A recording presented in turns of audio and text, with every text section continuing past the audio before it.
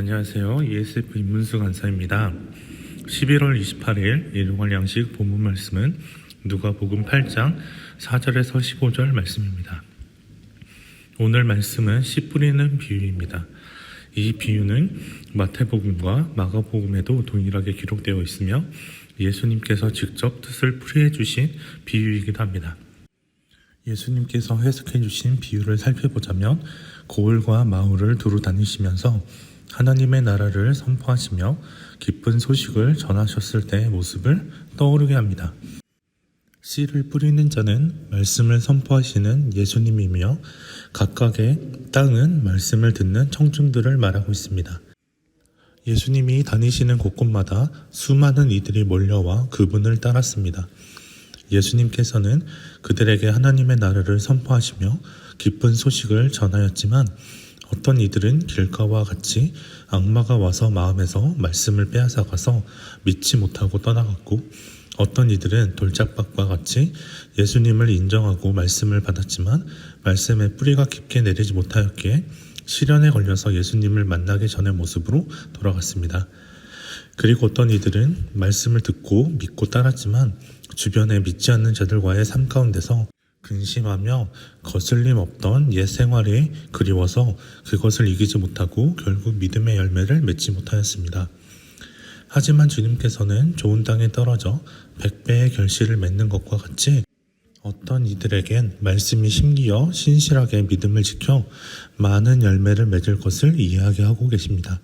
그리고 열매를 맺는 이들을 기대하고 소망하고 있음을 알 수 있습니다. 예수님께서 맺기 원하셨던 말씀의 열매는 무엇입니까? 먼저는 믿음을 통해서 구원에 이르는 것입니다.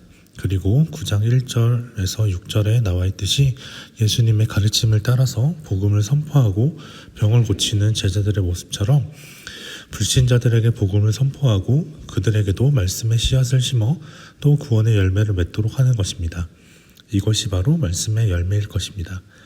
그러나 그 열매들을 맺기 위해서 말씀을 듣고 지키어 견뎌내는 과정이 필요합니다. 이 비유에서 설명해 주신 것과 같이 말씀의 열매를 맺는 데는 많은 장애물들이 있습니다. 악마의 방해, 고난과 시련, 세상의 유혹과 편안함에 죄의 본성을 이겨내야만 합니다. 이제 우리가 열매 맺기 위하여 장애물들을 이겨내기 위해서는 먼저 우리의 연약함을 고백해야 합니다. 우리는 우리의 의지나 힘, 능력으로 하나님을 거스르는 죄의 본성을 이길 수 없습니다. 죄의 본성은 추위와도 같습니다. 추위에 옷을 두껍게 껴 입음으로 추위를 감할 수는 있지만 근본적으로 추위를 이기거나 없앨 수 없습니다. 그런 것처럼 죄도 마찬가지입니다. 추위는 결국 따뜻한 온기로 따뜻한 곳으로 가야지만 추위를 몰아낼 수 있습니다. 이와 같이 죄의 본성도 거룩하신 하나님께 나아갈 때 그때서야 죄의 본성은 힘을 잃고 쫓겨날 수밖에 없을 것입니다. 우리 스스로는 절대 죄의 본성을 이길 수 없습니다. 만약 이길 수 있다면 다른 타 종교에서 말하듯이 성령도 노력을 통해서 죄를 이겨라고 하셨을 것입니다. 우리의 노력으로 불가능하다는 것을 인정할 때 비로소 우리를 내려놓고 거룩한 하나님께 나아가 죄의 본성을 이겨나갈 수 있을 것입니다. 우리의 연약함을 인정했다면 죄의 본성을 이기기 위해서 날마다 말씀을 묵상하며 기도를 통해서 성령의 도우심으로 이겨내야 합니다.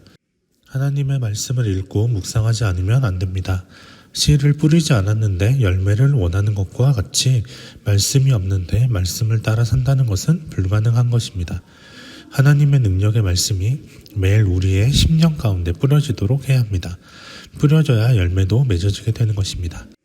그리고 뿌려진 말씀이 열매를 맺도록 성령께 계속해서 간구하여 우리의 마음의 밭을 좋은 땅으로 바꿔가야 합니다. 우리가 기도하면 성령께서 길가와 같은 마음을 일구고 바위를 쪼개어 솎아내고 가시떨기를 제거하도록 도와주셔서 결국 100배의 결실을 맺는 땅으로 바꾸어 가십니다. 사도 바울이 나는 날마다 죽노라고 했던 것처럼 매일 말씀과 기도로 죄의 본성을 이겨 풍성한 열매를 맺는 그리스도인이 되어야겠습니다. 오늘도 열매를 기대하시면서 우리에게 말씀을 주시는 예수님을 기억합시다. 그리고 말씀을 묵상하고 기도함으로 말씀의 열매를 맺기 위해 노력하는, 그리고 결국 결실하여 구원의 기쁨을 누리는 하루가 되기를 소망합니다.